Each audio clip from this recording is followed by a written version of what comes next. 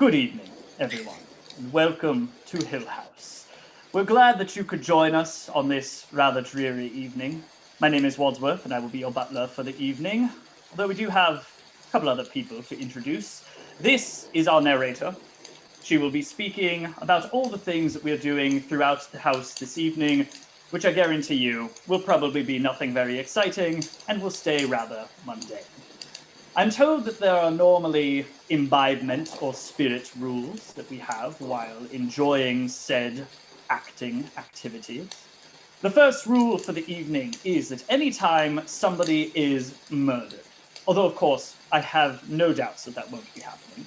Rule number 2 is that any time one of the objects is mentioned. I'm told that you all know what I'm talking about, so I won't go into detail on the objects that I am referring to.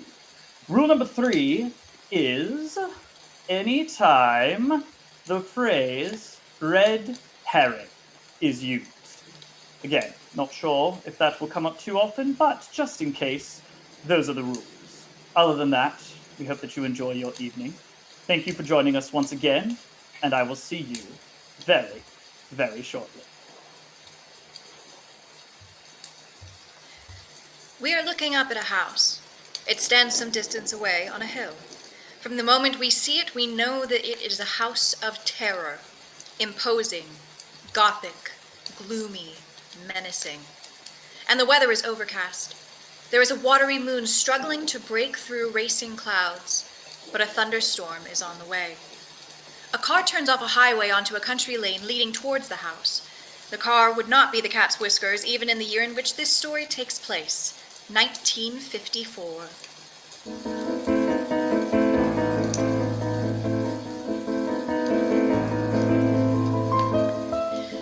The car approaches the gates of the house. They are closed. A man gets out of the car. He is a butler.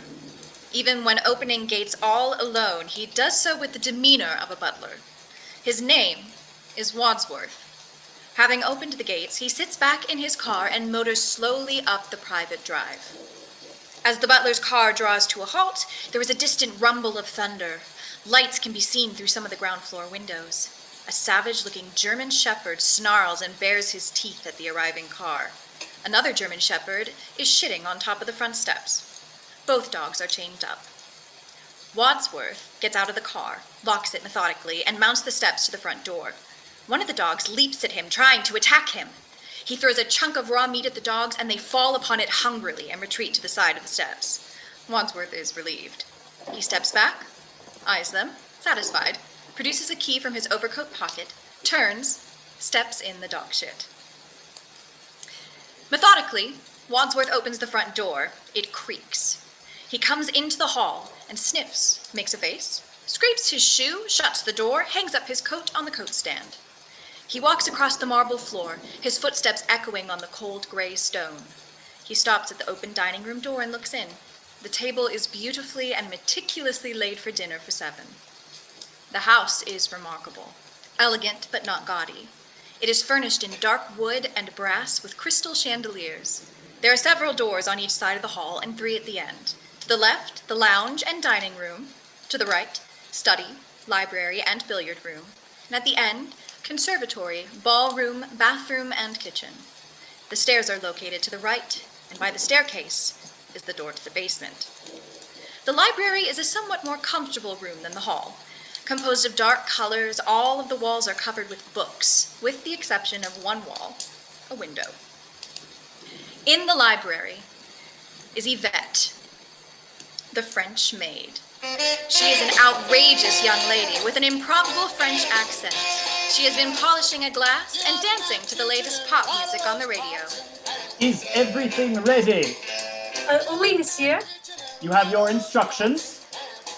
Yvette nods and Wadsworth exits. Yvette sniffs the air and then examines the bottom of her shoes, puzzled.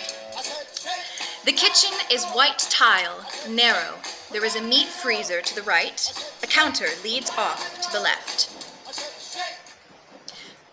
Mrs. Ho, the cook, is sharpening a knife. Joseph McCarthy is speaking on the television in the background. Wadsworth enters.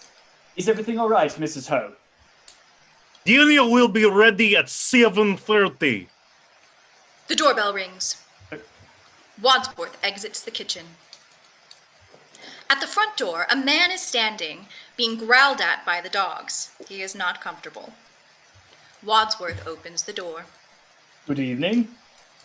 Good evening. I don't know if... Oh, yes, indeed, sir. You are expected, Colonel. May I take your coat? It is Colonel Mustard, isn't it? No, that's not my name. My name is Colonel... Forgive me, sir, but tonight you may well feel obliged by my employer for the use of an alias. Mustard sniffs around and checks his shoe as Wadsworth hangs his coat. And who are you, sir? I'm Wadsworth, sir, the butler. And he leads the way across the hall. Colonel Mustard enters with reluctance and suspicion, looking up and around the high, cold Gothic hall, lit by a flickering chandelier and shafts of moonlight stealing through the stained glass windows. In the library, Yvette is pouring champagne at the drinks table as Wadsworth and Colonel Mustard enter. Yvette and the Colonel look at each other with particular interest. Wadsworth notices. Yvette, will you attend to the Colonel and give him anything he requires? Within reason, that is. There is a ring at the doorbell again.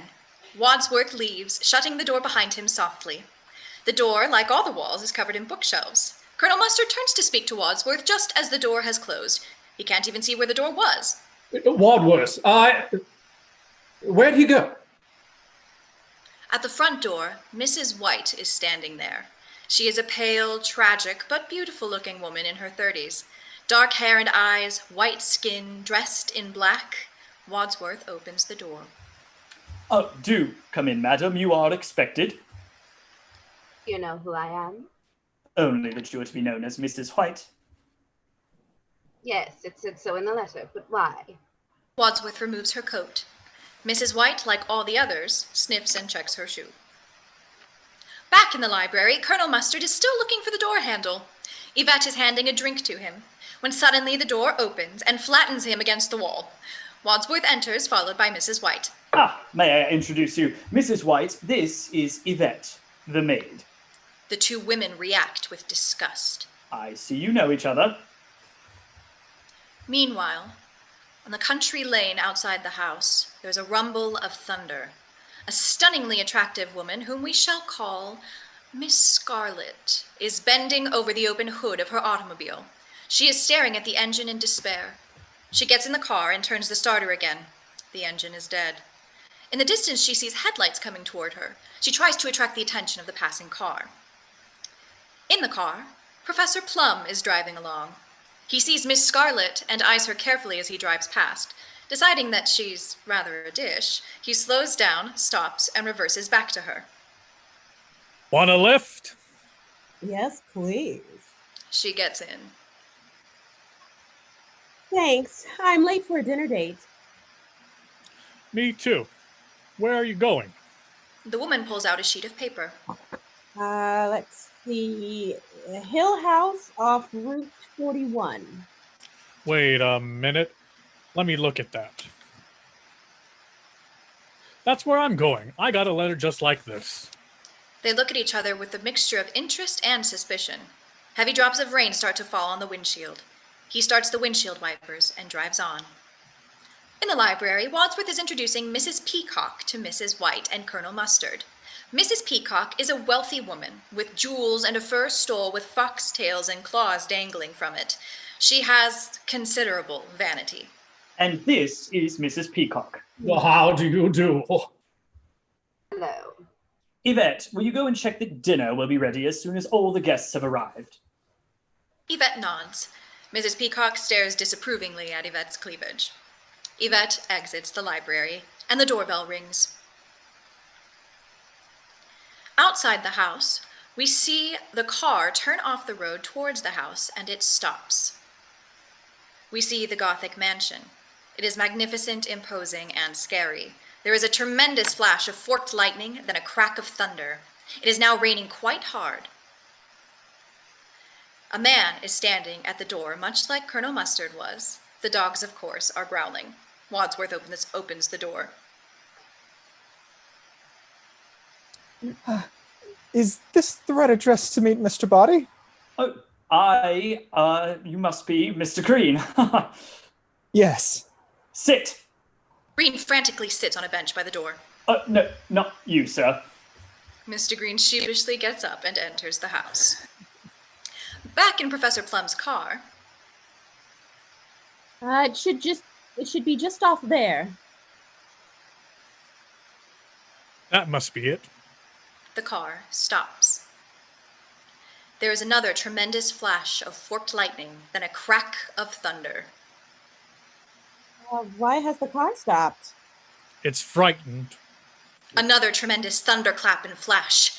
It is as if the gods are angry with Hilltop House. Professor Plum restarts the engine, and as the car moves forward through the gates, the heavens open. A cloud burst. Rain beats down on the car and by the gravel drive. Palm trees bending, nearly flattened by the gale force winds. Inside the library, Colonel Mustard, Mrs. White, and Mrs. Peacock are standing around with their glasses of champagne. Yvette offers one to Mr. Green, who takes it. They are all aware of the tremendous storm outside. Their eyes turn apprehensively towards the mighty leaded windows which rattle as the rain drums against them. Outside the house, Professor Plum and Miss Scarlet are hurrying out of their car and up to the front door, amid the torrential downpour. They ring the doorbell and look about. In only the few steps from the car, they are soaking wet. He is protecting her from the rain, his hand around her and his coat over her head. What a god-forsaken place. They look around under the cover of the front porch. Wadsworth opens the door, surprised. Professor Plum and Miss Scarlet? I didn't realize you were acquainted. We weren't. We weren't. In the library, Colonel Mustard, Mrs. White, Mrs. Peacock, and Mr. Green are standing around nervously, not talking to each other, looking up and around at the great bookcases filled with leather-bound volumes. Wadsworth enters with Professor Plum and Miss Scarlet. May I present Professor Plum and Miss Scarlet? They nod.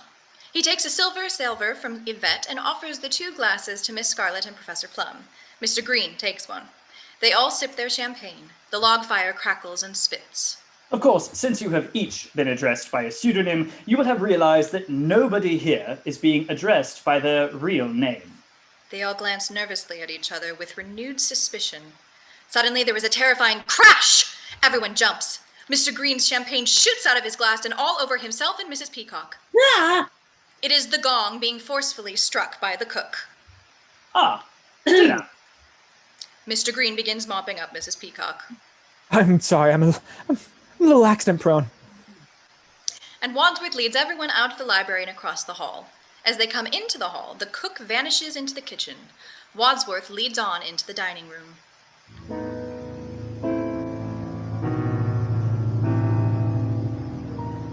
They all crowd in through the door and hesitate as they see the beautiful long mahogany table, set as if for a college feast. Silver cutlery, wedgwood china, candles, and crystal decanters and goblets of varying sizes for various wines. A vision of elegance. You will find your names beside your places. Please be seated. They all sit at the table, 3 on each side. There is one empty place at the head of the table. Is this place for you? Oh, indeed, no, sir. I'm merely a humble butler. And what exactly do you do? I buttle, sir. Which means what? The butler is head of the kitchen and dining room. I keep everything tidy. That's all. Well, what's this all about, Butler? Is this this dinner party? Ours is not to reason why. Ours is but to do and die. Die? Merely quoting, sir, from Alfred Lord Tennyson. I prefer Kipling myself.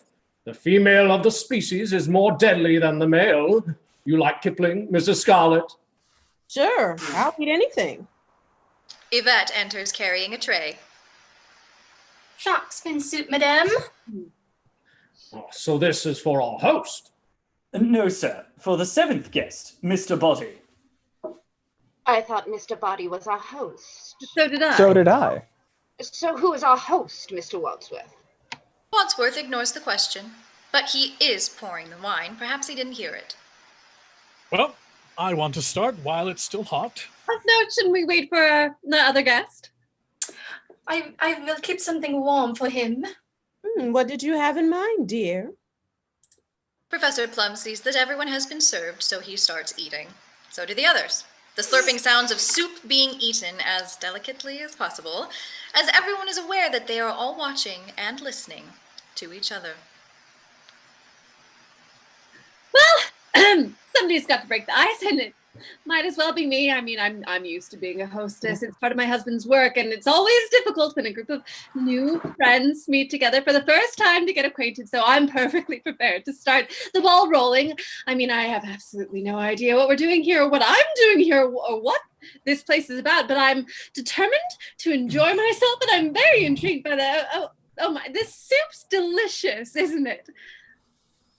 You say you're used to being a hostess as part of your husband's work? Yes, it's an integral part of your life when you're the wife of a oh, but then I forgot we're not really supposed to say who we are, though. Heavens to Betsy, I don't know why. Don't you? I know who you are. Aren't you going to tell us? How do you know who I am? I work in Washington too.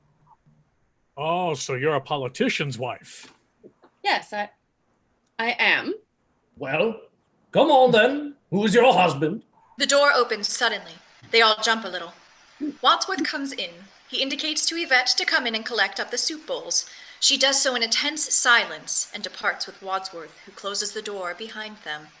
Meanwhile, the conversation has continued. So what does your husband do? Nothing. Nothing. Well, he just lies around on his back all day. Sounds like hard work to me. Yvette in the kitchen opens the partition suddenly. The noise coincides with a crash of thunder. Mr. Green, jumpy as ever, spills his drink again, this time on Miss Scarlet. I'm so sorry. I'm afraid I'm a little accident prone. Wadsworth comes into the dining room and starts placing the main course in front of each guest. It is Chinese food. A couple of bland-looking main dishes with rice, noodles, and so forth. Mrs. Peacock tastes it. This is one of my favorite recipes.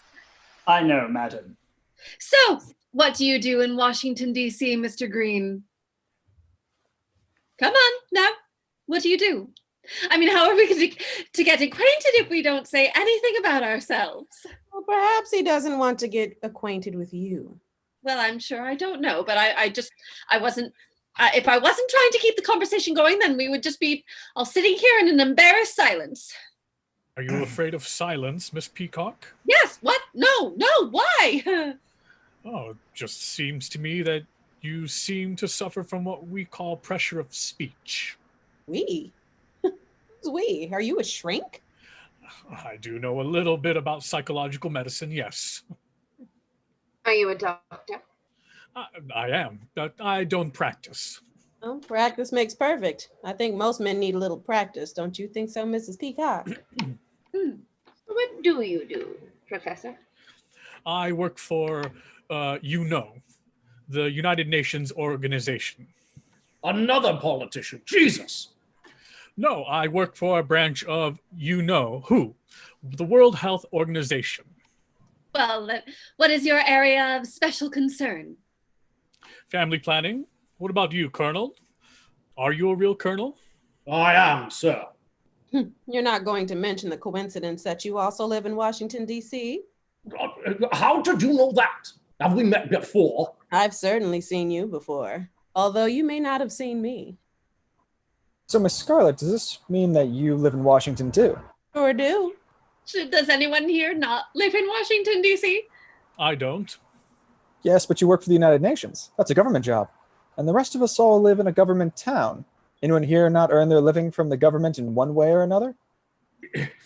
Wadsworth, where is our host, and why have we been brought here? The doorbell rings. Wadsworth exits. We hear the door opening. Ah, good evening. You are eagerly awaited.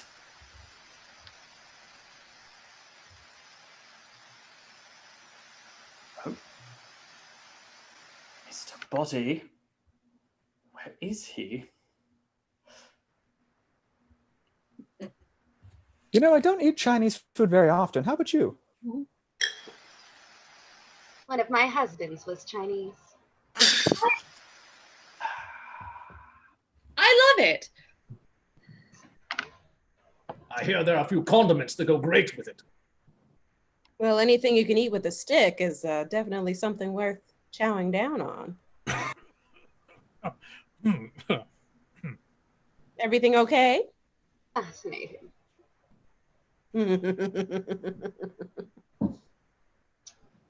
Oh dear. Well, I certainly don't know what that was all about. Dear me, dear me. Does anyone know any good jokes?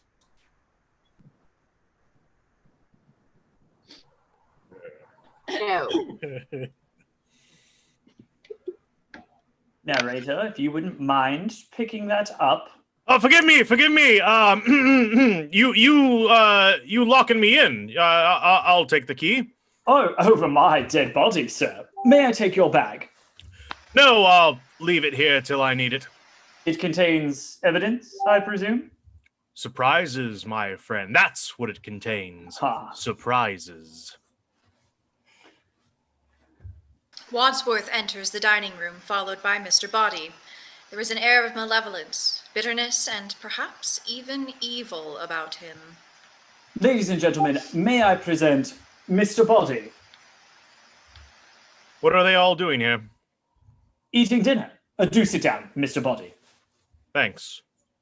Look, I demand to know what's going on now. Now, why have we all been dragged up to this horrible place? Well, I believe we all received a letter. My letter says, it will be to your advantage to be present on this date because a Mr. Boddy will bring to an end a certain long-standing, confidential, and painful financial liability.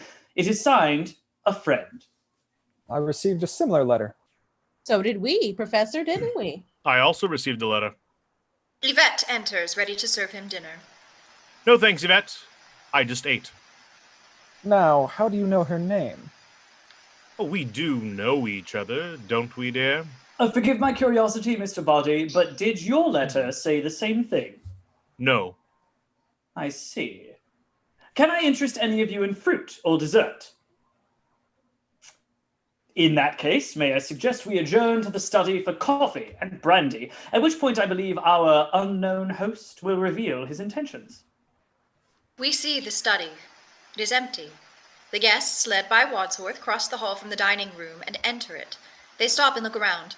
It is a comfortable room, oak-paneled, chintz-covered upholstered chairs and sofa forming a contrast with the heavy leather furniture in the library and the elegance of the dining room. Unlike the other rooms, which have wooden parquet flooring, the study has Persian rugs over a soft wall-to-wall carpet. Well, there's no one here. Oh, please, help yourself to brandy and be seated. And he crosses to the desk past a blazing log fire. On the desk, there is a plain brown envelope simply addressed, to Wadsworth, please open after dinner. He picks it up. They settle on chairs and sofas around the room. Ladies and gentlemen, I'm instructed to you that you all have in common something with each other. Unless you would care to do the honors, Mr. Boddy? Why? They know who I am? I don't think so. You've never identified yourself to them, I believe. It's a hoax. I suggest we all leave. I'm sorry, sir. You cannot leave this house. No? Who's going to stop me? There's no way out. All the windows have bars. All the doors are locked. This is an outrage. You can't hold us prisoner. Ladies Lock and us in. gentlemen, please Ridiculous. return to the study. Everything will be explained. You too, Mr. Boddy. Mr. Boddy starts running. Other way. He pursues Mr. Boddy into the conservatory. Inside, huge green creeping vegetation covers the room. There are many potential lurking places in here. The rain is beating down loudly on the glass roof. Mr. Boddy is running into the room, which, like all conservatories, is mostly made of glass. He jumps onto a ledge at the far end and picks up a flower pot, preparatory to breaking the glass. Wadsworth almost runs into the conservatory. You can't get out that way. Oh, why not? It's just a glass. Look. A vicious, snarling Doberman pinscher leaps up at the side of the conservatory. Mr. Boddy turns back from the window. Back in the study, everyone is sitting. Wadsworth and Mr. Boddy enter. Ladies and gentlemen, you all have one thing in common. You're all being blackmailed. For some considerable time, all of you have been paying what you can afford, and in some cases, more than you can afford, to someone who threatens to expose you. And none of you know who's blackmailing you, do you? Please, I've never heard anything so ridiculous. I mean, nobody could blackmail me. My life is an open book. I've never done anything wrong. Anybody else wish to deny it? Very well. As everyone here is in the same boat, there is no harm in my revealing some details, and my instructions are to do so. Thank you, Yvette. Yvette, who is already gone, exits again. Don't you think you might spare us this humiliation? I'm sorry. Professor Plum, you were once a professor of psychiatry, specializing in helping paranoid and homicidal lunatics suffering from delusions of grandeur. Yes, but now I work for the United Nations. So your work has not changed. But you don't practice medicine at the UN. His license to practice has been lifted, correct? Why? What did he do? You know that doctors aren't allowed to do with their lady patients? Yeah. Well, he did. Oh, how disgusting. Are you making moral judgments, Mrs. Peacock? How, then, do you justify taking bribes in return for delivering your husband Senator Peacock's vote to certain lobbyists? My husband is a paid consultant. There's nothing wrong with that. Not if it's publicly declared, perhaps. But if the payment is delivered by slipping used greenbacks in plain envelopes under the door of the men's room, how would you describe that transaction? I'd say it stinks. Well, how would you know? Were you in that men's room?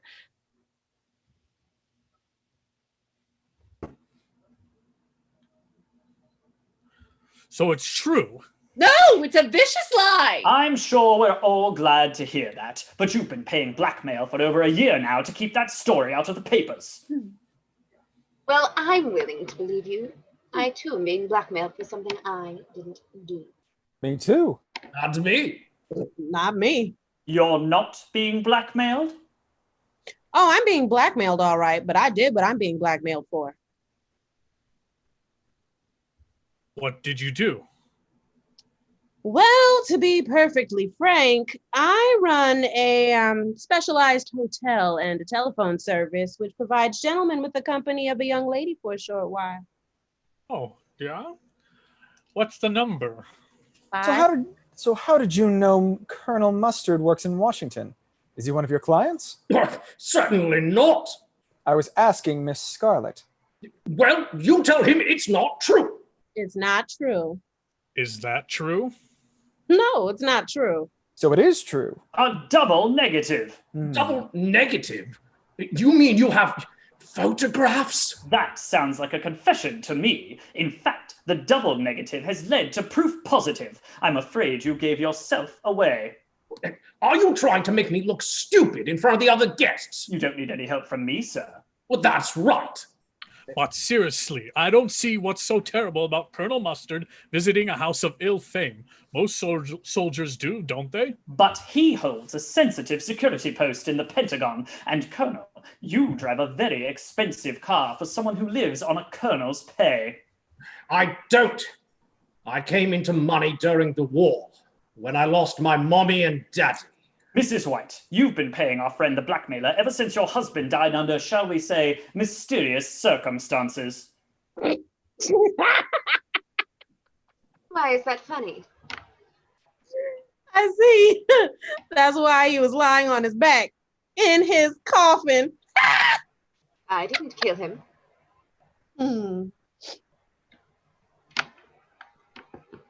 Then why are you paying the blackmail? I don't want a scandal, do I? We had a very humiliating public confrontation. He was deranged, a lunatic. He didn't actually seem to like me very much. He'd threatened to kill me in public. Why would he want to kill you in public? I think she meant he threatened in public to kill her. Oh, and that was his final word on the matter. Being killed is pretty final, wouldn't you say? And yet he was the one who died, not you, Mrs. White, not you. So what did he do for a living? He was a scientist, nuclear physics. What was he like? He was always a rather stupidly optimistic man. I mean, I'm afraid it came as a great shock to him when he died, but he was found dead at home. His head had been cut off, and so it is, you know. The men in the room cross their legs. Test 1, 2. Been out all evening at the movies. Do you miss him? Well, it's a matter of life after death. Now that he's dead, I have life. But he was your second husband. Your first husband also disappeared. But it was his job. He was an illusionist. But he never reappeared. He wasn't a very good illusionist. I have something to say, and I'm not going to wait for Wadsworth here to unmask me. I work for the State Department, and I am a homosexual. I feel no personal shame or guilt about this, but I must keep it a secret or I will lose my job on security grounds. Thank you. Well, that just leaves Mr. Boddy. What's your little secret? His secret? Oh, hadn't you guessed? He's the one who's blackmailing you all. There is a flash of lightning and a clap of thunder. This information comes as a bombshell to all of them. You bastard! Put him up! He puts his fists up for an old-fashioned fight. Mr. Boddy responds by stamping abruptly on Colonel Mustard's foot, and as Colonel Mustard bends forward in pain to clutch his foot, Mr. Boddy neatly pokes him in the eyes with 2 fingers simultaneously. As Colonel Mustard yells and collapses, Mr. Boddy throws himself upon him and continues to beat him up. Mr. Green and Professor Plum rush to Colonel Mustard's rescue, hauling Mr. Boddy off the struggling colonel. Mr. Boddy is struggling and fighting them off too. He is very strong. Mrs. White, Miss Scarlet, and Mrs. Peacock are watching. As Mr. Boddy is hauled to his feet, Mrs. White steps calmly forward and knees him in the balls. As Mr. Boddy collapses in a heap, the other women clap and cheer, then run to start kicking him. Wadsworth shouts above the brawl. Wait! The police are coming! Everyone panics. No, listen! Blackmail depends on secrecy. You've all admitted how he's been able to blackmail you. All you have to do is tell the police, he'll be convicted, and your troubles will be over. It's not so easy. You'll never tell the police. Then I shall. I have evidence in my possession, and this conversation is being tape recorded. In the billiard room, Yvette is standing beside an old-fashioned reel-to-reel tape recorder, monitoring the recording of the conversation taking place in the study. The tape recorder is placed in a cupboard, the doors of which are open. Point of order, tape recorders are not admissible evidence. I'll deny everything. I've admitted nothing. Nor have I. Ladies and gentlemen, the police will be here in about 45 minutes. Tell them the truth, and Mr. Boddy will be behind bars. They all stare at him in panic. Then Mr. Boddy walks to the door. Where are you going this time? I think I can help them make up their minds. Can I just get my little bag from the hall? Mr. Boddy exits, then swiftly returns carrying his attaché case. All right. Who can guess what's in here, eh? The evidence against us, no doubt. Mr. Boddy smiles, shakes his head, and opens the case. In the case are 6 gift-wrapped parcels. He hands one to each of his 6 guests. We didn't know we were meeting you tonight. Did you know you were meeting us? Oh, yes. What were you told precisely? Merely that you were all meeting to discuss our little financial arrangements, and if I did not appear, Wadsworth would be informing the police about it all. Naturally, I could not hardly resist putting in an appearance. Open them. Oh, why not? I enjoy getting presents from strange men. Miss Scarlet opens her package. It's a candlestick.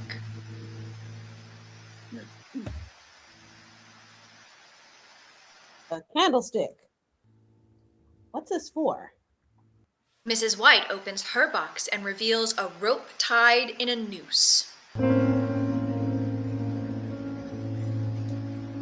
Mr. Green takes his box in one hand. He opens it and lets the contents fall into his other hand. A lead pipe. Colonel Mustard opens his box and pulls out a wrench. Professor Plum takes the lid off his package and looks in. He gingerly pulls out a revolver. Finally, Mrs. Peacock nervously reveals her gift, a dagger. In your hands, You each have a lethal weapon. If you denounce me to the police, you will also be exposed and humiliated. I'll see to that in court. But if one of you kills Wadsworth now, no one but the 7 of us will ever know. He has the key to the front door, which he said would only be opened over his dead body. I suggest we take him up on that offer. The only way to avoid finding yourselves on the front pages is for one of you to kill Wadsworth now. And standing right beside the door to the study, he switches off the lights. The room and the screen are plunged into blackness. Thuds, gasps, screams, a gunshot, a sound of shattering glass or china, scuffles, groans, the lights are switched on. Oh my goodness! And Mr. Boddy lies on the floor, prone, face down. Everyone else is standing where they were standing when the lights went out. They all stare at Mr. Boddy, then rush towards him. Is he alive? Stand back! Give him air! Let me see. He's dead. Who had the gun? I did. Then you shot him. I didn't. Well, you had the gun. If you didn't shoot him, who did? Nobody. Look, there's no gunshot wound. Somebody tried to grab the gun from me in the dark and the gun went off. Look, the bullet broke the vase that's on the mantle. He's absolutely right. Look, there's a bullet hole in the wall. See that? Well, how did he die? I don't know. I'm not a forensic expert. Well, one of us must have killed him. Well, I didn't do it. I need a drink. She puts down the dagger and picks up the brandy goblet that Mr. Boddy placed on the table near the door just before the lights went out. She raises it to her lips and sips a little. Maybe he was poisoned. Mrs. Peacock screams and drops the glass. She continues screaming hysterically. After some moments of continued screaming, Mr. Green slaps her across the face. This stops her abruptly. I had to stop her from screaming. Brandy poisoned? I don't know. They all, except for Mrs. Peacock, who is half sitting, half lying on the sofa, hurry over to look at the brandy goblet, but it lies broken on the floor. Oh, looks like we'll never know. Unless she dies too. They all hurry over to the sofa and stare at Mrs. Peacock. She seems all right. From another room comes a terrible screaming sound. They all rush out together and into the hall. The screaming seems to be coming from the billiard room. Colonel Mustard tries the handle. The door is locked. He knocks on the door. He rattles the handle, then pounds on the door again. Open the door! It must be the murderer. Why would he scream? He must have a victim in there. Oh my God, Yvette! Oh my God! They bang on the door again. The screaming stops. At this moment, Yvette opens the door. They rush in. You're alive! No thanks to you. What do you mean? You put me up in here with the murderer, you idiot. What? So the murderer is in this room? McGee. But where? Where? Here. We are all looking at him or her. It's what Mrs. White said in the study. One of you is a killer. How did you know we said that? I was listening. But why were you screaming in here all by yourself? Because I am frightened. Me too. I also drank the cognac. Mon Dieu, I can't stay in here all by myself. Oh, come back to the study with us. With the murderer? There is safety in numbers, my dear. Wadsworth switches off the tape recorder. And they return to the study. Mr. Boddy is still lying there on the floor. Mrs. Peacock sits on the sofa again. They stare at the scene. Is there no indication of how he died? No. It's terrible. This is absolutely terrible. It's not what I'd intended. Oh my God. Not what you intended? So you're not the butler? I am not the butler, but I am a butler. In fact, I was his butler. So if he told you to invite us all to his house, why did he arrive late? I invited you. In fact, I wrote the letters. It was all my idea. Wait a minute. I I don't understand. Why did you invite us here to meet your late employer? Are you assisting him to blackmail us? No, certainly not. I think you'd better explain. Please sit down, everyone. They all take a seat. Unfortunately, there are only 7 possible places to sit. Mr. Green gets to 2 or 3 of them a moment too late. Finally, as there is nowhere for him to sit, he perches on the edge of a table. He settles himself comfortably to listen. When I said that I was Mr. Boddy's butler, this was both true and misleading. I was once his butler, but it was not his untimely death this evening that brought my employment with him to an end. When did it come to an end? When my wife decided to end her life. She too was being blackmailed by this odious man who now lies dead before us. He hated my wife for the same reason that he hated all of you. He believed that you were all thoroughly un-American. Mr. Green's table collapses, and with it go the lamp, bottle of liquor, and glasses that were on it. Mr. Green, very embarrassed, picks himself up. Sorry? For some reason, he felt that it was inappropriate for a senator to have a corrupt wife, for a doctor to take advantage of his patients, for a wife to emasculate her husband, and so forth. But this is ridiculous. If he was such a patriotic American, why didn't he just report us to the authorities? He decided to put his information to good use and make a little money out of it. What could be more American than that? And what was your role in all of this? I was a victim too. At least my wife was. She had friends who were socialists. Well, we all make mistakes. Wadsworth, now tearful, wipes his eyes with the back of his hand. Mrs. White offers him her handkerchief.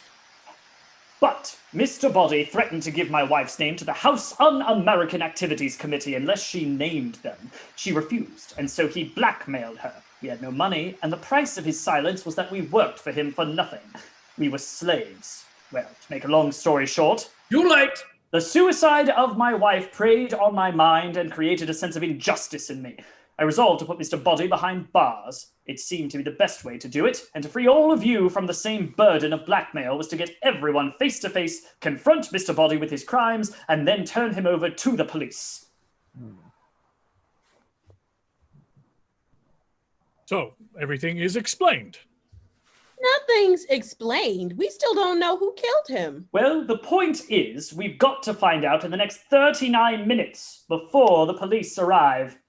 My God, we can't have them come here now. How can we possibly find out which one of you did it? What do you mean, which of you did it? Well, I didn't do it. Well, one of us did. We all had the opportunity. We all had a motive. Great, so we'll all go to the chair. Maybe it wasn't one of us. Well, who else could it have been? Who else is in the house? Only the cook. The cook! And as a group, en masse, they rush out of the study, through the hall, to the kitchen. It is a large, old-fashioned kitchen with a range, an oven, an old porcelain sink, flagstones, and no cook. The room is empty. The guests and Yvette rush in. They stop. They look around. Well, he's not here. The door to the freezer opens and the cook's body tumbles out into Mr. Green's arms, a dagger sticking out of their back.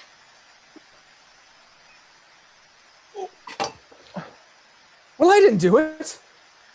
The cook was not a light person, and Mr. Green is having difficulty holding them. Somebody help me, please. Mrs. White, Colonel Mustard, and Miss Scarlet hurry forward and help Mr. Green lower the body of the cook to the floor. Mrs. White reaches for the knife. Don't touch it. That's evidence. Not for us. We have to find out who did this. We can't take fingerprints. I think you'd better explain yourself, Wadsworth. Why me? Who would want to kill the cook? Dinner wasn't that bad. How can you make jokes at a time like this? It's my defense mechanism. Some defense. If I was the killer, I would kill you next. Oh. I said if. Hey, come on. There is only one admitted killer here, and it is certainly not me. It's her. I've admitted nothing. Well, you paid the blackmail. How many husbands have you had? Mine or other women's. Yours. 5. 5? Yes, just the 5. Husbands should be like Kleenex, soft, strong, and disposable. You lure men to their deaths like spiders with flies. Flies are where men are most vulnerable. Right. Well, if it wasn't you, then who was it? Who had the dagger anyway? It was you, Mrs. Peacock, wasn't it? Yes, but I put it down Where? in the study. When? I don't know. Before I fainted, after I fainted, I don't know. But any of you could have picked it up. Look, I suggest we take the cook's body into the study. Why? I'm the butler. I like to keep the kitchen tidy. Professor Plum, Colonel Mustard, Mr. Green, and Wadsworth stagger into the study. It is empty. Where Mr. Boddy's corpse was, there is nothing. Professor Plum realizes it first. Look! What? What? The body's gone! Professor Plum has already let go of the cook's right arm. Now aghast, Wadsworth lets go of the cook's left arm. The cook's top end immediately drops, and their head hits the floor with a terrible thud. None of the lifters notice this. They are staring, frightened at the place where Mr. Boddy previously lay. Mrs. Peacock tries to enter, but she can't get into the room because the four men and the cook's corpse are more or less blocking the doorway. What are you all staring at? Nothing. Well, who's there? Nobody. Nobody. No body. That's what we mean. Mr. Boddy's body. It's gone. Maybe he wasn't dead. He was. He should have made sure. How? By cutting his head off, I suppose? That was uncalled for. Where is he? Better look for him. Tentatively, they all search the study, opening cupboards, under sofas, under the desk, but there's no sign of the body. Finally, they all stop and stare at each other, completely bemused. Well, he couldn't have been dead. He was. At least I thought he was, but what difference does it make now? It makes quite a difference to him. Oh, maybe there is life after death. After death is impossible. Life after death is as improbable as sex after marriage. Maybe Mr. Boddy killed the cook. Yes! How?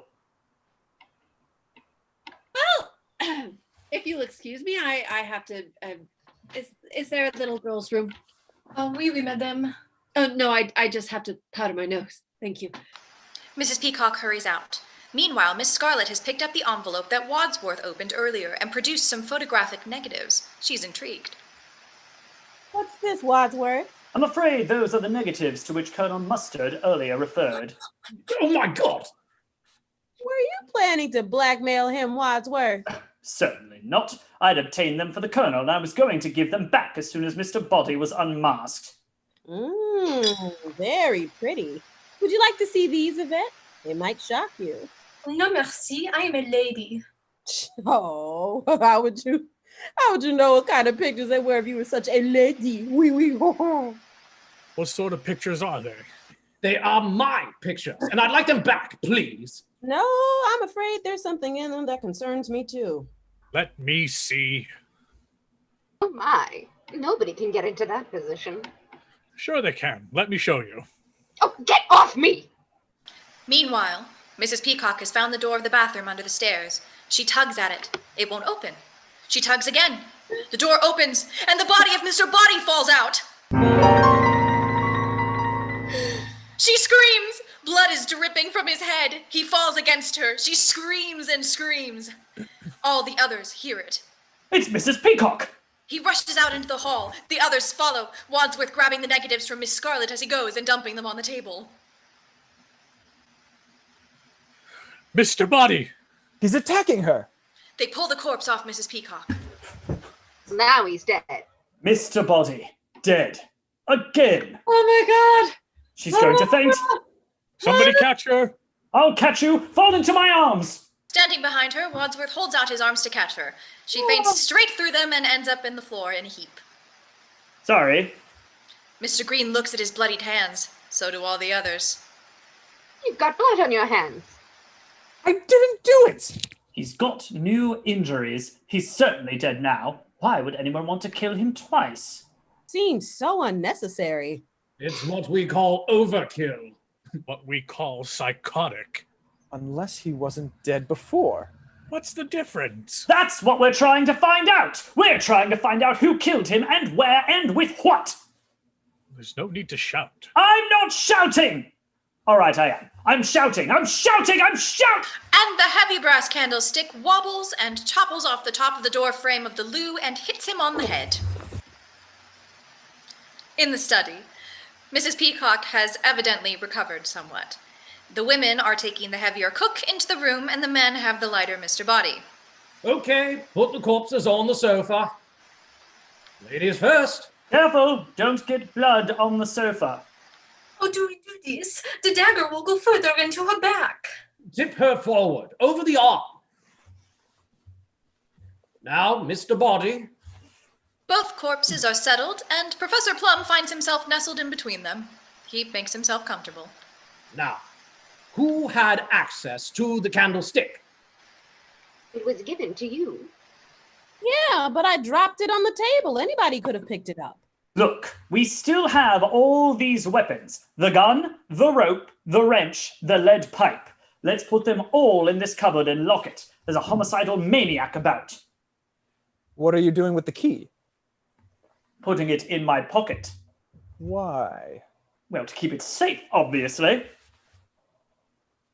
That means you can open it whenever you want. But it also means that you can't. But what if you're the murderer? I'm not.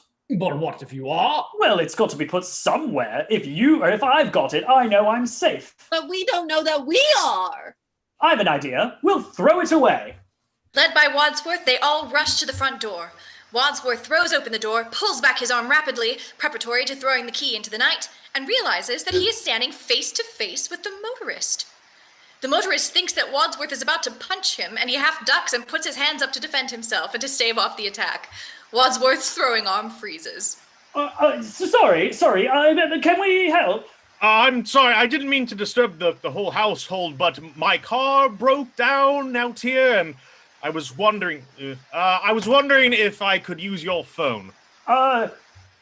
Just a moment, please. The party huddles together and discusses it, while the motorist looks on, confused. After a time, all turn back to the motorist, smiling innocently. Very well, sir. Would you care to come in? Well, where is it? What, the body? The phone? What body? No body. There's no body. There's nobody in the study. No. But I think there's a phone in the lounge. Thank you. Wadsworth leads the motorist into the lounge and indicates the phone. When you've finished your call, perhaps you'd be good enough to wait here. Certainly. Wadsworth closes the door to the lounge and promptly locks it. Where's the key? In my pocket. Not that key, the key to the cupboard with the weapons. Do you still wish me to throw it away? Yes! This time, there is no one waiting outside. Wadsworth hurls the key far up and away, and it lands in a distant shrubbery, never to be seen again. The front door shuts. Well, what now? Wadsworth, let me out. No. Why not? We've got to know who did it. We're all in this together now. If you leave, I'll say that you killed them both. Oh, Wadsworth, I'll make you sorry if you ever started this one day when we're alone together. Mrs. White, no man in his right mind would be alone together with you. Well, I could use a drink. There's a general chorus of "Me too" from the guests. Colonel Mustard leads them off to the library. As they pass the study door, the colonel stops and looks in. Mr. Boddy and the cook are still lying dead on the sofa. Just checking. Everything all right? Yes, 2 corpses. Everything's fine. In the library, everyone stands around nervously. Colonel Mustard pours himself a stiff drink and tries to take charge. All right, look. Pay attention, everybody. Wadsworth, am I right in thinking there is nobody else in this house? No. Then there is somebody else in this house. No, sorry. I said no, meaning yes. No, meaning yes. Look, I want a straight answer. Or is there someone else, or isn't there? Yes or no? No. No, there is, or no, there isn't. Yes. Mrs. White smashes a glass against the fireplace. Please, don't you think we should get that man out of the house before he finds out what's been going on here? How can we throw him outside in this weather? If we let him stay in the house, he may get suspicious. If we throw him out, he may even get more suspicious. Well, if I were him, I'd be suspicious already. Oh, who cares? That guy doesn't matter. Let him stay locked up for another half an hour. The police will be here by then, and there are 2 dead bodies in the study. Shh. Well, there is still some confusion as to whether or not there's anybody else in this house. I told you there isn't. There isn't any confusion, or there isn't anybody else. Neither, or both. Just give me a clear answer. Certainly. What was the question? Is there anybody else in the house? No! Oh, That's what he says. But what does he know? I suggest we handle this in proper military fashion. We split up and search the house. Split up? Yes, we have very little time left, so we'll split up into pairs. Pairs? Yes. Wait a minute. Suppose that one of us is the murderer. If we split up into pairs, whichever one is left with the killer might get killed. Well, then we would have discovered who the murderer is. But the other half of the pair would be dead. This is war, Peacock. Casualties are inevitable. You cannot without breaking eggs. Every cook will tell you that. Well, look what happened to the cook. Colonel, are you willing to take that chance? What choice have we? None. I suppose you're right. But it is dark upstairs, and I am frightened of the dark. Will anyone go with me? I will. No, thank you. I suggest we all draw lots for partners. He takes several long matchsticks from near the fireplace and uses a knife from the kitchen to cut them into different lengths. Ready? The 2 shortest together, the next 2 shortest together. Agreed. And I suggest the 2 shortest search the cellar, and so on up. They nod, and one by one, they pick out the matchsticks. Then they compare lengths. And the result? Wadsworth is paired with Mrs. White, Yvette with Mr. Green, Colonel Mustard with Miss Scarlet, and Professor Plum with Mrs. Peacock. It's you and me, honey bunch. Oh, God. Professor Plum and Mrs. Peacock separate from the other 6 and head towards a doorway that opens up to the cellar stairs. Wadsworth, Mrs. White, Yvette, and Mr. Green all go up the main stairs. Colonel Mustard and Miss Scarlet remain in the hall. Well, we know what's in the study. We've just come from the library, and the stranger's locked up in the lounge. Let's go look in the billiard room again. They cross the hall and carefully open the door to the billiard room. In the attic staircase, the rain is still pouring outside. The wind is howling. Mr. Green and Yvette pause at the foot of the staircase. Do you want to go in front of me? Absolutely not. I'm sure there's no one up there. Well, then you go in front. All right. Neither move. We hear nothing but the rain on the roof. On the cellar stairs, Professor Plum and Mrs. Peacock are standing on the cold flagstone steps, surrounded by cold brick walls. Well, ladies first. No, you can go first. No, I insist. No, I insist. Well, what are you afraid of? A fate worse than death? No, just death. Isn't that enough? On the second floor landing, Wadsworth and Mrs. White were peering anxiously into a couple of dark bedrooms, slightly unwilling to go in. Are you going in there? yes, you? Yes. Right. Right. I don't see any light switches in there. Well, neither do I, but there must be switches somewhere. Shall I come in with you? No! I mean, no, thank you. He goes into the first bedroom, she goes into the second. The landing is empty for a moment. Then both their heads reappear around the doorways, checking on each other. Back in the attic, Yvette and Mr. Green have not moved. They are squeezed in, side by side, at the bottom of the narrow staircase. Go on, I'll be right behind you. That's why I'm nervous. Then we go together. The 2 squeeze up the narrow steps. Back in the first bedroom, Wadsworth is groping around, trying to find a lamp. If there's anybody in here, just look out. In the second bedroom, Mrs. White is doing the same thing. Are you hiding? I'm coming. Back in the hall, Colonel Mustard and Miss Scarlet tentatively push open two big double doors at the far end. They open up into a huge, dark, cavernous space. It's actually the ballroom. What room is this? Search me. All right. He starts to frisk her. Get your mitts off me. Colonel Mustard flips on the lights to reveal a huge ballroom stretching before them, a piano at the end.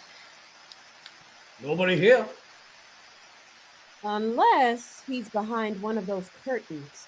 You look. I'll go search the kitchen. He goes. The long curtains move. She stares. They move again. Miss Scarlet goes slowly and fearfully towards the curtains. Sharply, she pulls them back. Nobody there. Just a broken pane of glass. On the ground floor, in the study, we see photographs and papers, as well as the tapes of the conversation Yvette was making earlier.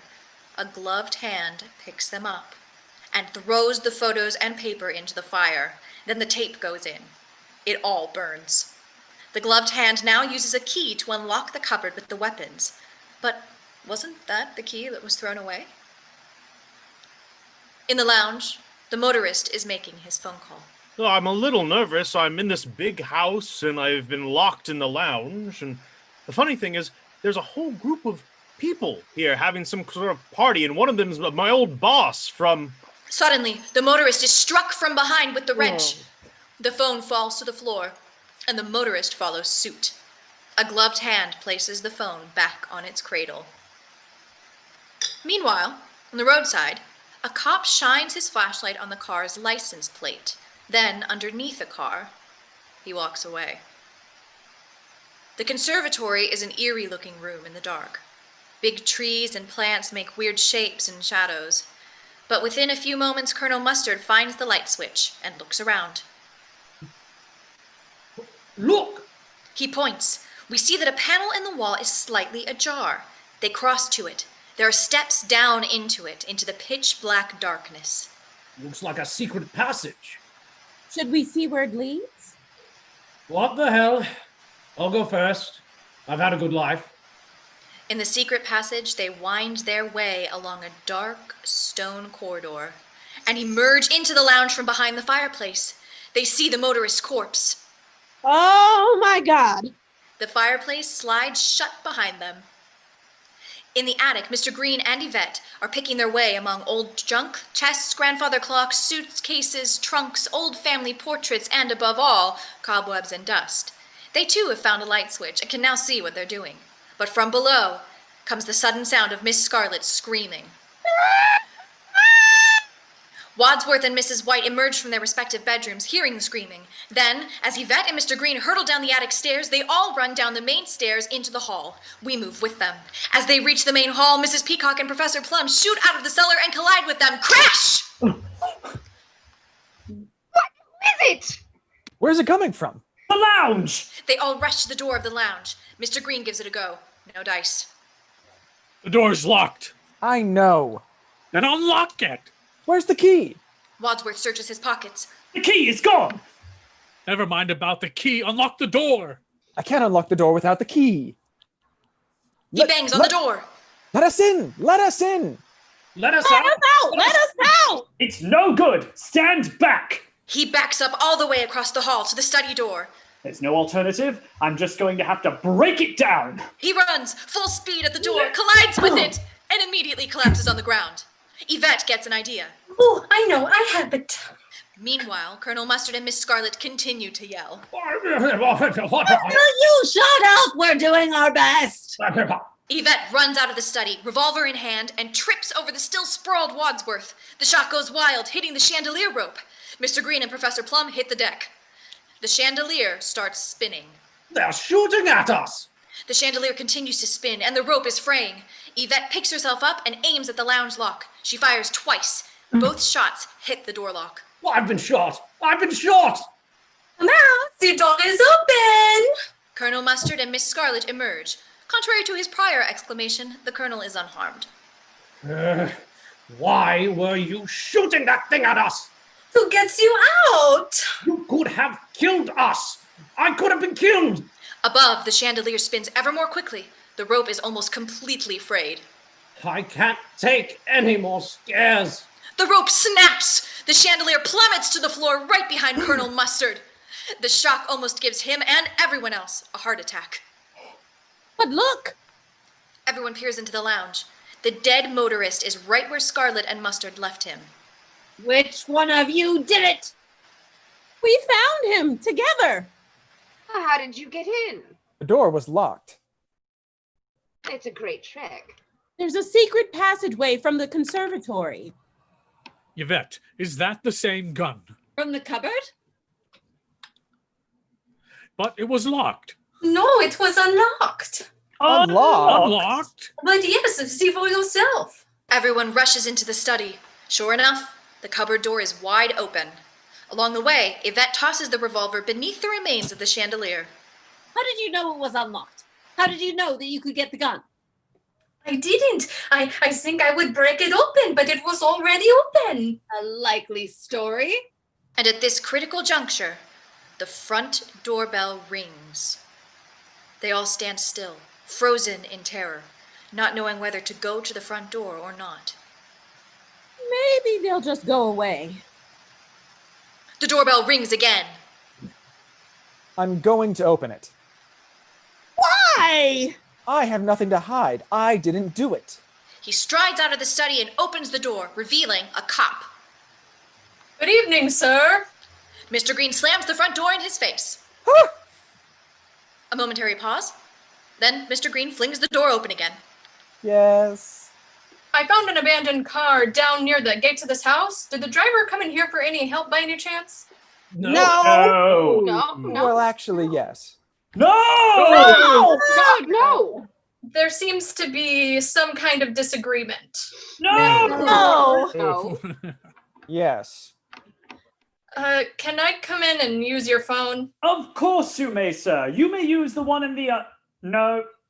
You could use the one in the no. Would you be kind enough to wait in the library? Sure. The cop steps into the hall and notices Yvette. He eyes her suspiciously. Don't I know you from somewhere? Yvette shrugs. You all seem to be very anxious about something. It's the chandelier. It fell down. Almost killed us. Would you like to come this way, please, sir? Miss Scarlet hurries to the lounge and Professor Plum to the study. They shut both doors fast and therefore too loudly as he walks by. Slam! Slam! One after the other. The cop notices. Wadsworth shows the cop into the library. Frightfully drafty, these old houses. Please, help yourself to a drink if you'd like, but not the cognac. Just in case. Just in case of what? But Wadsworth has already shut the door and locked it. What now? We should have told him. Oh, well, very, very well of you to say that now. I said it then. Oh, shut up! Shut up. In the library, the cop is trying to open the locked door. Puzzled, he leaves it and crosses to the telephone. He's about to lift the receiver when it rings very loud. He jumps, then answers it. Hello? In the hall, everyone freezes. Maybe the cop answered it.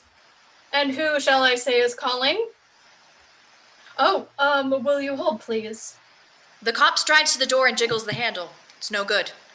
Let me out of here! Let me out of here! You have no right to shut me in. I'll book you for false arrest and wrongful imprisonment and obstructing an officer in the course of duty and murder! The door opens. What do you mean, murder? I just said that so you'd open the door. What's going on around here and why would you lock me in? And why are you receiving phone calls from J. Edgar Hoover? J. Edgar Hoover? That's right, the head of the Federal Bureau of Investigation.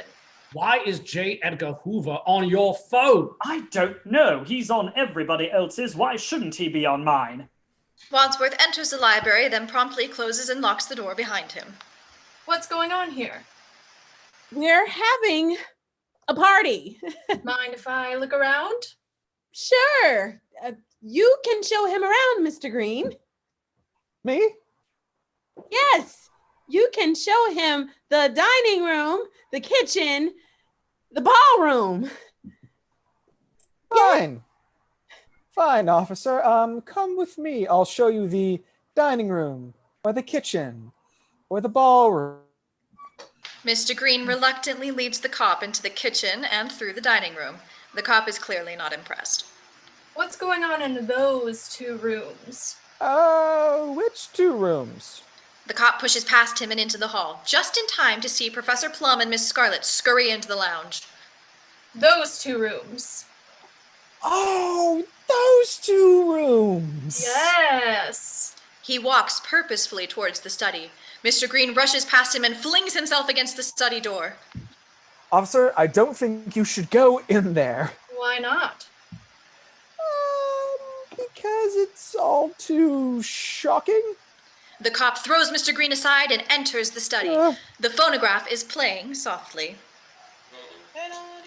The cop switches the light. On the sofa, Mrs. White is sitting on the knee of the dead Mr. Boddy. She is kissing him on the mouth. He appears, from the cop's perspective, to be embracing her. But we can all see that his arms and hands are being manipulated by Mrs. White like a giant puppet. The cop sees this, and his eyes turn to another couple. The cook is standing up in a corner, arms around Colonel Mustard, and he appears to be kissing him. The cook's hands are moving through his hair. In the corner, we see the cook's hands are behind their back, and Mrs. Peacock is concealed behind them, and it is Mrs. Peacock's hands which are caressing Colonel Mustard. The cop turns to Mr. Green, who is watching open-mouthed. It's not all that shocking. These folks are just having a good time. He leaves the room, followed by Mr. Green. Mrs. Peacock comes out from behind the dead cook. Oh my God! Mrs. White stops kissing Mr. Boddy. Don't kiss that thing! It was no different than kissing my late husband. Poor old Latham cut off his head. In the lounge, Miss Scarlet is pouring brandy into the mouth of the dead motorist. The cop and Mr. Green cross the hall and open the door. Inside, Miss Scarlet and Professor Plum are in an embrace. The motorist is now lying back in a chair, his head injury not visible from the front. A half-empty bottle of brandy has his fingers curled around it. Excuse me. The cop notices the motorist. He leans into the dead man's face and sniffs. This man's drunk. Dead drunk. Dead right. You're not going to drive home, are you? He won't be driving home, officer. I promise you that. Somebody will give him a lift, huh? Oh, we'll get him a car. A long black car. A limousine. Back on the ground floor, Wadsworth exits the library just as the cop and Mr. Green return to the hall. Officer, You're too late. I've seen it all. you have. I can explain everything. You don't have to.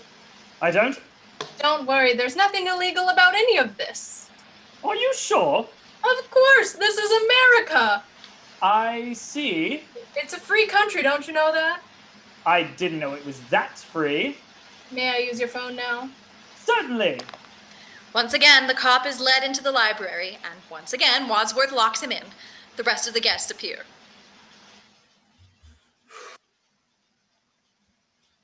Why did you lock him in again? We haven't finished searching the house yet. Well, we're running out of time. Only 15 minutes before the police come. The police already came! Shut up! Let's get on with it. Yvette takes Mr. Green by the hand, Monsieur. and they hurry up the main stairs. Wadsworth and Mrs. White follow. Mrs. Peacock and Professor Plum return to the cellar stairs. On the second floor landing, Wadsworth goes back into the first bedroom, Mrs. White into the second bedroom, and we move with Yvette and Mr. Green up the stairs and into the attic, where they separate and go into different rooms, of which there are many. We watch Mr. Green peering nervously behind doors, into cupboards, and into trunks. In the kitchen, Colonel Mustard and Miss Scarlet enter. Colonel Mustard eyes a different cupboard door. He moves steadily toward it, opens it, and a fold-up ironing board drops out and hits him on the head. He reels. Then he looks around. His eye is caught by the cupboard out of which the cook fell. He opens the door. It looks like a big broom cupboard. Then, with an eerie creak, the back of the wall opens. Another secret passage. I can't believe it. I wonder where this one goes. Well, let's find out. They step inside. only to swing aside a large painting and enter back into the study. They shrug. Let's try the ballroom again. Somewhere in the house, a gloved hand reaches for a lever and pulls. The lights go out instantly, and the house is plunged into darkness. In the billiard room, Yvette enters quietly. She is not alone. Shut the door. Did anyone recognize you? They must have, and not just my face. They know every inch of my body, and they're not the only ones. From the darkness, a rope is thrown around her neck. It's you! Back in the library, the cop is talking desperately on the phone. There's something funny going on around here. I don't know what it is. No, I'm not on duty, but I have a feeling that I'm in danger. You know that big, ugly house on top of... Before he can finish, a gloved hand raises the lead pipe and strikes the cop from behind. The cop falls to the floor, dead. The doorbell rings. The front door opens. A young woman is outside. She is dressed in a uniform and strikes a pose as the door opens. Ba-da-ba-da-ba-ba. I am your singing telegram. Crack! A gunshot. She falls to the ground and the door slams shut. In the attic, Mr. Green hears the gunshot from below. He turns, appalled, stumbles towards a door, opens it, and runs into a cupboard. Thud! In the second bedroom, Mrs. White tries to find the door in the dark and bangs into a large box. A huge jack-in-a-box springs out immediately in front of her. She screams. Wadsworth is blundering around. He hears Mrs. White shouting for help. He calls out. I'm coming! I'm just trying to find the door! Wadsworth enters another part of the master bedroom. Coming! He grasps a handle. What's this? He twists the handle and is caught in a deluge of water. He stumbled into the shower. On the main landing, Wadsworth hurries dripping down the stairs, finds the electricity mains lever. He switches it back, and the lights come on all over the house. We move with him back into the hall, and gradually the 6 guests congregate there with him. Mr. Green coming down the stairs, Mrs. Peacock and Professor Plum emerging from the cellar, Colonel Mustard from the wreckage of the dining room, and Miss Scarlet from the ballroom. Slowly, they wander around checking the rooms. They come to the billiard room and see Yvette lying strangled, the noose around her neck, across the billiard table. Dazed, they turn to the library and see the corpse of the cop. 2 murders.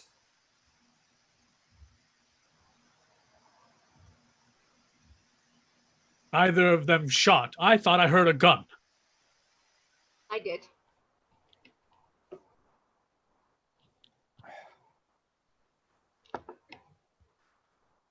And so did Mrs. Peacock, right, Mrs. Peacock? So did I. Oh, God, the murderer must have run out. At the front door, Wadsworth throws it open, and at their feet is the body of the young woman. The bullet's point of entry is seen clearly on her forehead. 3 murders. 6 altogether. This is getting serious. Closes the front door and locks it. He looks at the floor, then turns to the others.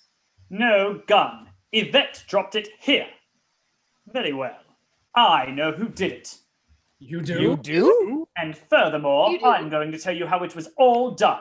Follow me.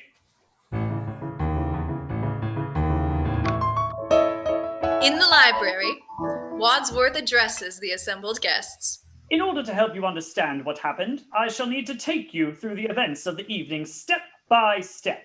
At the start of the evening, Yvette was here by herself, waiting to offer you all a glass of champagne. I was in the hall. I know, because I was there. Then I hurried across to the kitchen. Wadsworth dashes into the kitchen, everyone else on his heels. And the cook was in here, alive, sharpening knives, preparing for dinner. And then... Wadsworth springs up to the front door. He proceeds to act out events. And the doorbell rang, and it was you! Yes. I asked you for your coat, and I recognized you as Colonel Mustard, and I prevented you from telling your real name because I didn't want any of you to use any name other than your pseudonym, and I introduced myself to you as a butler, and I ran across the hall to the library. He does so, with the confused guests in tow. And then Yvette met you and smiled and poured you a drink. He runs for the hall. Wadsworth strides to the front door. And the doorbell rang, and it was Mrs. White, looking pale and tragic, and I took her coat and made off. They head for the library again. And I introduced Colonel Mustard. Hello, hello. And I noticed that Mrs. White and Yvette flinched. Then there was a rumble of thunder and a crash of lightning. And to make a long story short, Too late. one by one, you all arrived. In the hall, Wadsworth grabs the gong mallet. And then the gong was struck by the cook. And we went into the dining room. Wadsworth goes around the table, indicating chairs. Mrs. Peacock sat here, and Professor Plum sat here. And Mrs. White sat here. And Mr. Green, Miss Scarlet, Colonel Mustard. That chair was vacant. Anyway, we all revealed we'd all received a letter. And you'd had a letter, and you'd had a letter, and you'd had a letter, and you'd... Get on with it! The point is blackmail. But all this came out after dinner, in the study. You're right! He races out of the dining room, across the hall, and into the study. Mr. Boddy went to get his surprise packages from the hall, and you all opened your presents, and Mr. Boddy switched out the lights. Wadsworth turns off the lights. Everyone screams. Oh my God! The lights are flipped back on, revealing Wadsworth lying on the floor. He opens his eyes. Mr. Boddy lay on the floor, apparently dead.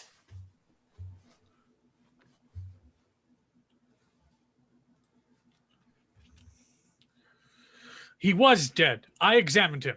Then why was he bashed on the head a few minutes later with a candlestick if he was dead already?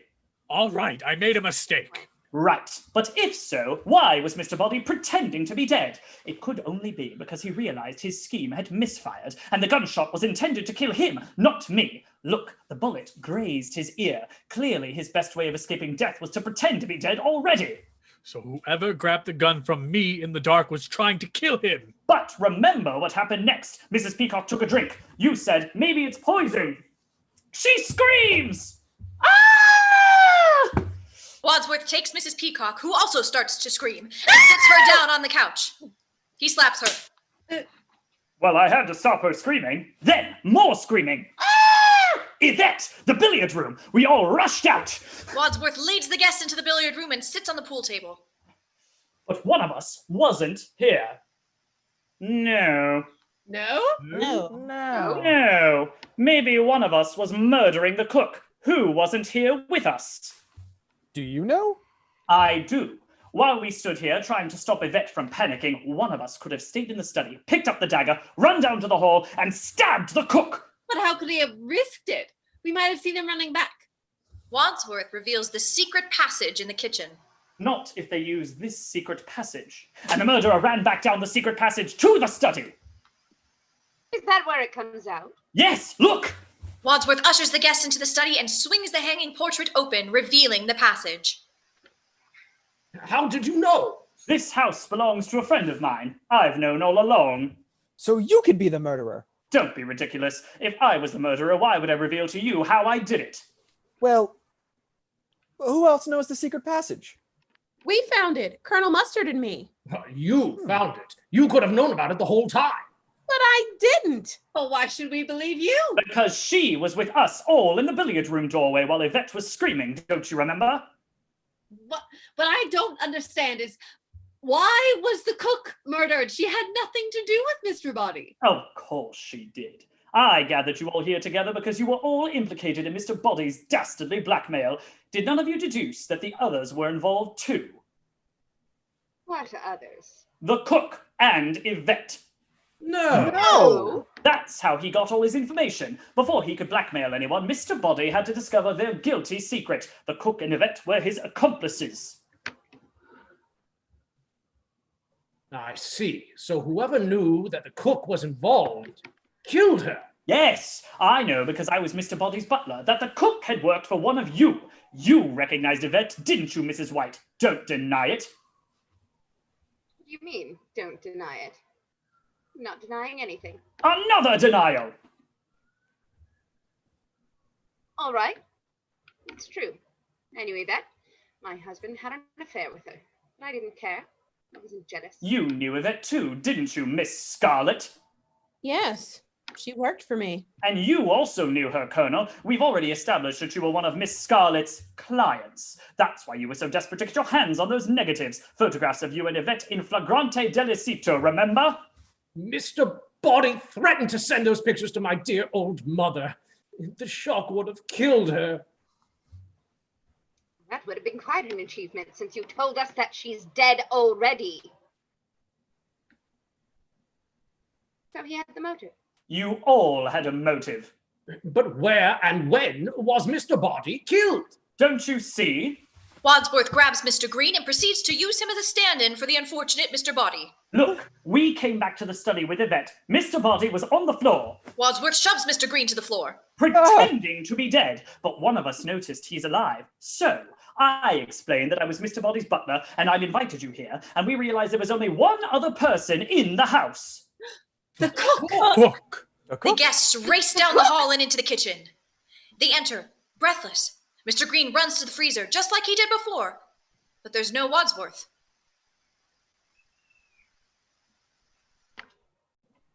Well, where is he? The freezer door opens. Miss Scarlet screams. Wadsworth, looking quite dead, falls into Mr. Green's arms, who drops him to the floor. By now, she was dead. We laid her down with our backs to the freezer. One of us slipped through the same secret passage. Again? Of course, back to the study. The murderer was in the secret passage. Meanwhile, Mr. Boddy Wadsworth again throws Mr. Green to the floor. has been on the floor. He jumped up. Wadsworth lifts Mr. Green back up, then lets him fall again. The murderer came out of the secret panel, picked up the candlestick. Wadsworth pantomimes holding the candlestick and chases Mr. Green up the hall towards the bathroom. Mr. Boddy followed us out of the study into the hall looking for an escape. The murderer crept up behind him and killed him. Wadsworth smacks Mr. Green over the head. Will you stop that? No. Then he threw him into the toilet. Wadsworth tosses Mr. Green into the bathroom. Oh, And God. nonchalantly rejoined us beside the cook's body in the kitchen. It took less than half a minute. So, who wasn't there the entire time in the kitchen? Whoever it was is the murderer. He dashes into the study again. And we put the weapons in the cupboard, locked it, and ran to the front door. To throw away the key. The motorist. I didn't throw the key away. I put it in my pocket, and someone could have taken it out of my pocket and substituted another. We were all in a huddle. Any one of us could have done that. Precisely.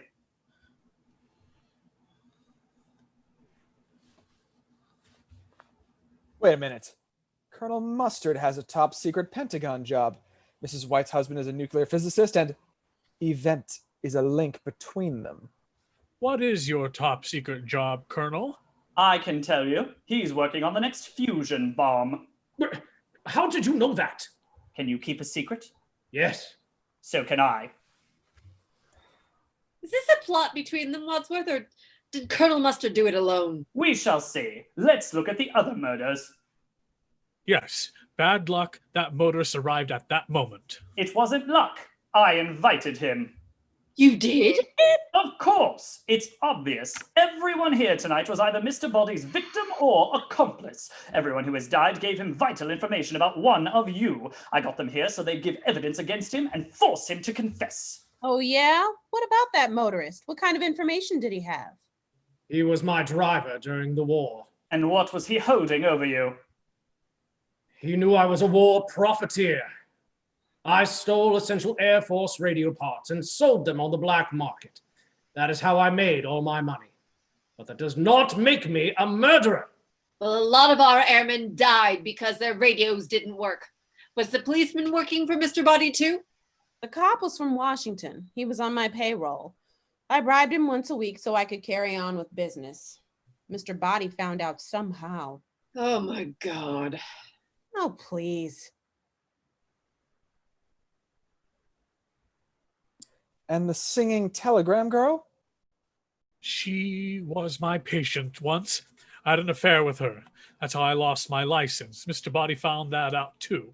So, now you all know why they died. Whoever killed Mr. Boddy also wanted his accomplices dead.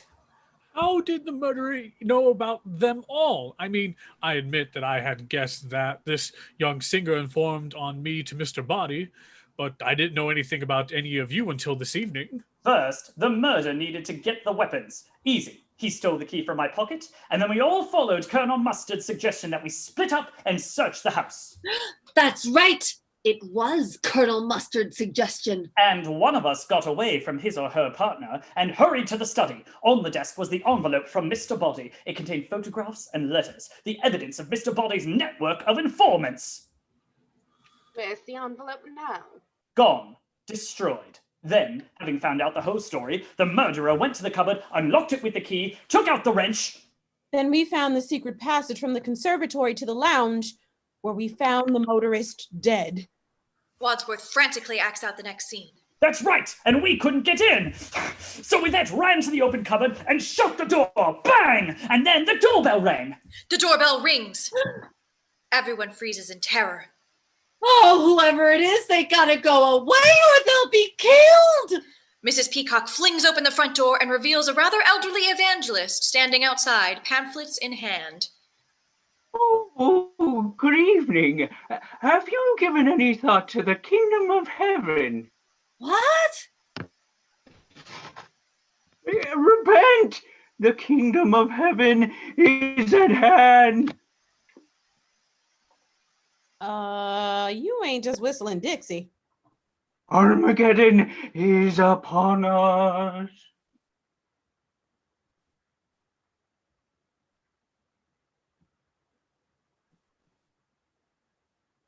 Well, I got news for you. It's here already.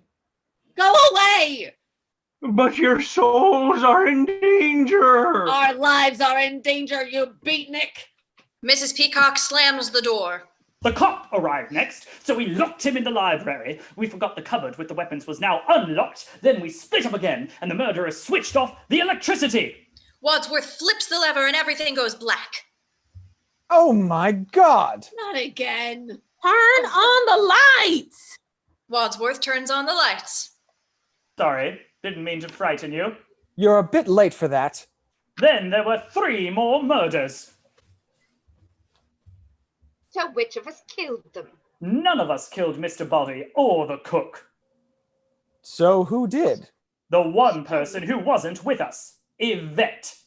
Yvette? She was in the billiard room listening to our conversation. She heard the gunshot, she thought he was dead, and while we all examined the bullet hole, she crept into the study, picked up the dagger, ran to the kitchen, and stabbed the cook. We couldn't hear the cook scream because Mrs. Peacock was screaming about the poisoned brandy. Then Yvette returned to the billiard room. She screamed, "Ah!" and we all ran to her. Well, when did she kill Mr. Boddy? When I said we all ran to the kitchen to see the cook, Yvette hid in the study to check that Mr. Boddy was dead. He got up, so she followed him down the hall, hit him in the head with a candlestick, and dragged him into the toilet. Why? To create confusion. It worked. Why did she do it?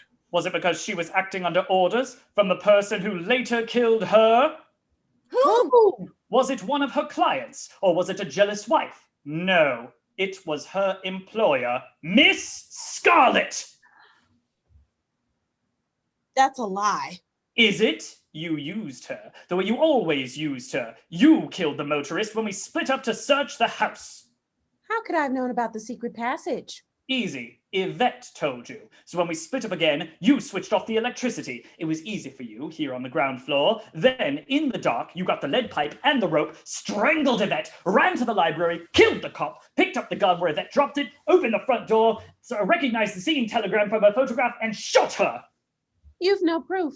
The gun is missing. Gentlemen, turn out your pockets. Ladies, empty your purses. Whoever has the gun is the murderer. As they do, Miss Scarlet pulls out the revolver and points it at Wadsworth.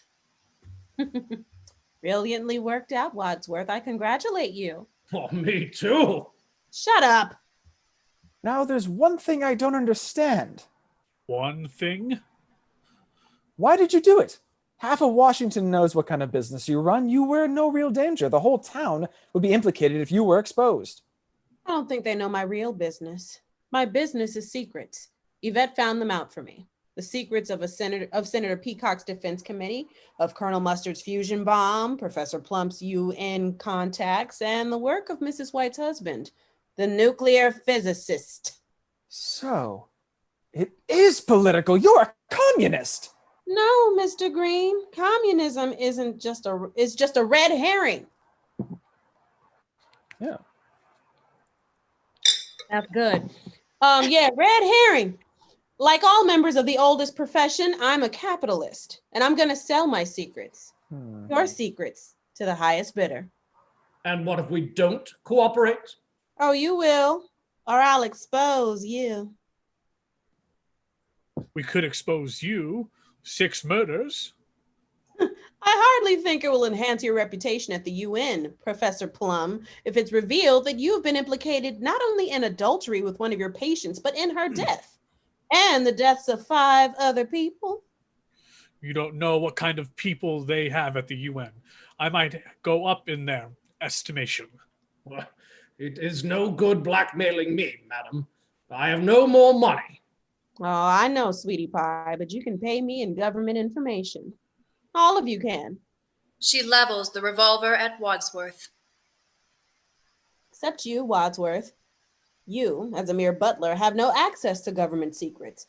So I'm afraid your moment has come. Not so fast, Miss Scarlet. I do have a secret or two.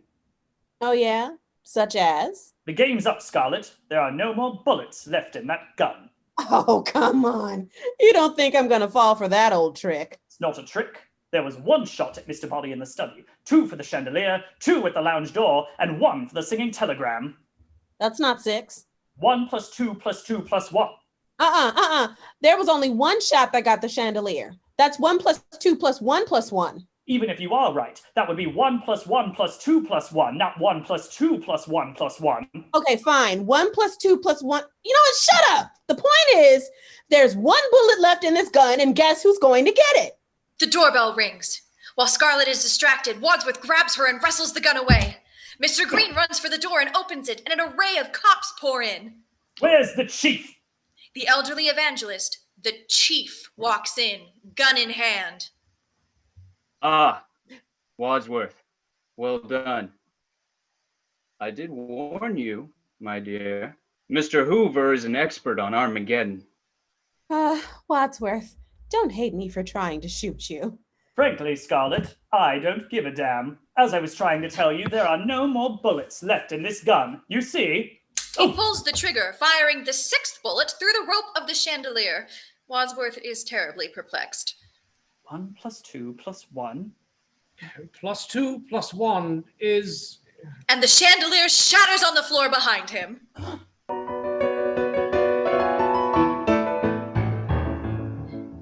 That's what could have happened, but how about this? In the dark, the murderer ran across the hall to the study, picked up the rope and the lead pipe, ran to the billiard room, strangled Yvette, ran to the library, hit the cop on the head with the lead pipe. Then, coming out of the library, the doorbell rang. It was the singing telegram. The murderer picked up the gun where Yvette dropped it, ran to the door, opened it, recognized the girl from her picture, shot her, and ran back to the cellar. The Cellar? Ella? Yes. But Colonel Mustard wasn't in the cellar. No, but you were. So? You murdered them all. You were the person who was missing when the cook and Mr. Boddy were murdered. And the cook used to be your cook. Don't you remember your fatal mistake? You told us at dinner that we were eating one of your favorite recipes. And monkey's brains, though popular in Cantonese cuisine, are not often to be found in Washington, D.C. Is that what we ate? Why would I have murdered all the others? Obviously, in case Mr. Boddy had told them about you. So it has all nothing to do with the disappearing nuclear physicist and Colonel Mustard's work on the new fusion bomb. No, communism was just a red herring. Mrs. Peacock did it all. There's no proof. Well, the gun is missing. Gentlemen, turn out your pockets. Ladies, empty your purses. Whoever has the gun is the murderer.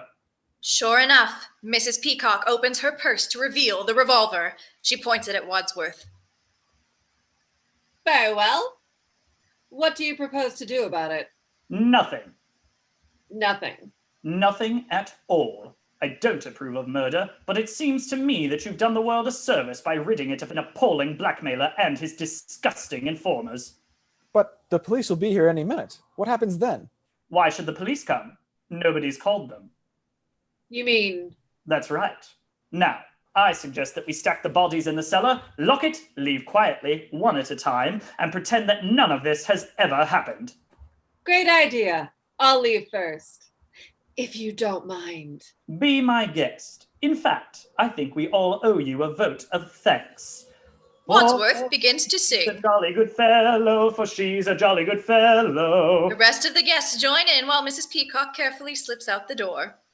For she's a jolly good fellow, for she's a jolly good fellow. By the way, I told you I didn't do it. But what if the authorities find out what happened? The FBI will take care of that. You mean? My phone call from Mr. Hoover? I work for him, of course. How else could I have known everything about you all? There is still one thing I don't understand. One thing?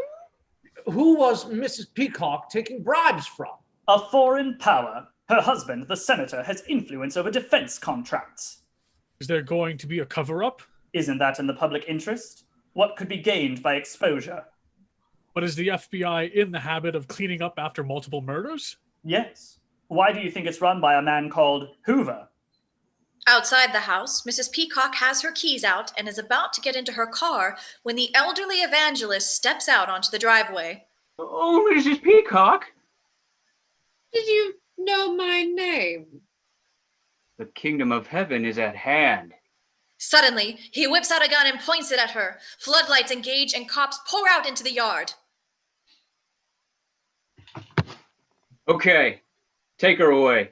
Take your hands off me. I'm a senator's wife. The front door opens and the guests emerge to watch the scene unfold.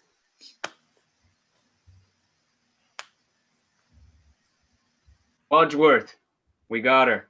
You see, like the Mounties, we always get our man. Mrs. Peacock was a man. Wadsworth slaps him. Then Colonel Mustard does the same. Would anyone care for fruit or dessert?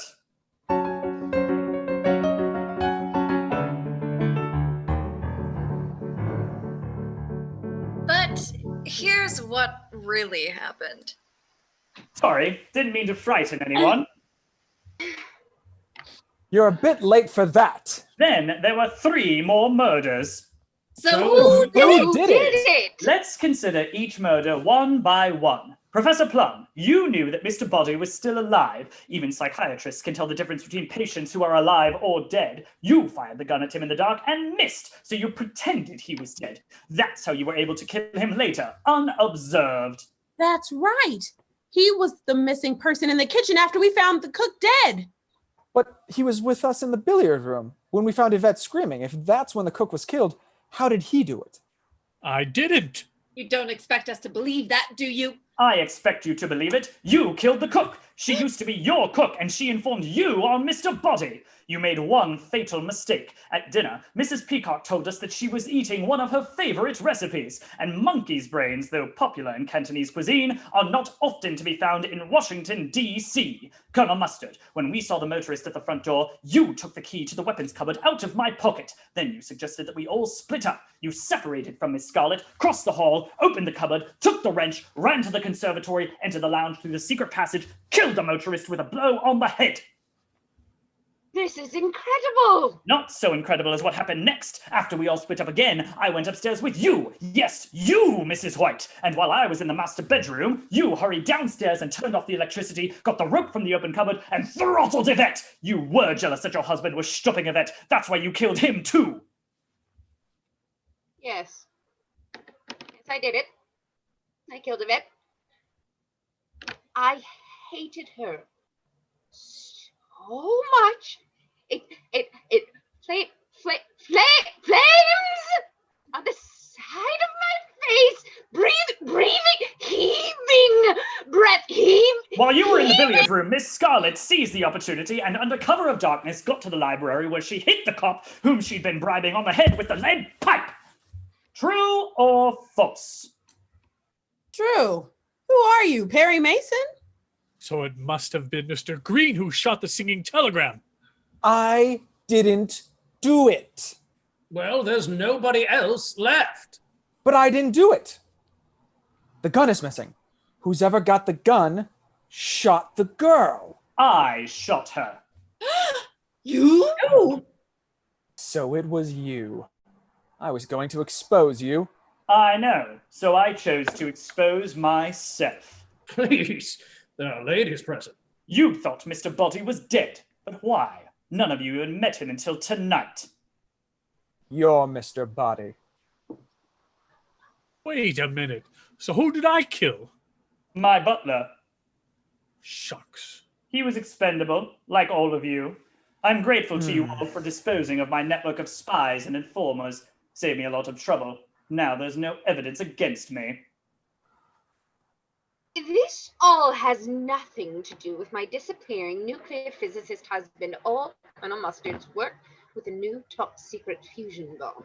No, communism was just a red herring. But the police will be here any minute. You'll never get away with this. Any of you. Why should the police come? Nobody's called them. You mean, oh my God, of course! So why shouldn't we get away with it? We'll stack the bodies in the cellar, lock it, leave quietly one at a time, and forget that any of this ever happened. And you'll just go on blackmailing us all. Of course. Why not? Well, I'll tell you why not. Mr. Green whips a pistol from his jacket and fires, striking Wadsworth at the chest. Oh, good shot, Green. Wadsworth falls to the floor. Oh, very good. Wadsworth dies. Mr. Green lowers the pistol, looking more confident in this moment than he has the entire evening. Are you a cop? No, I'm a plant. Plant? I thought men like you were usually called a fruit. It's very funny. FBI, that phone call from J. Edgar Hoover was from me. I told you I didn't do it. He opens the front door and cops pour in. All right.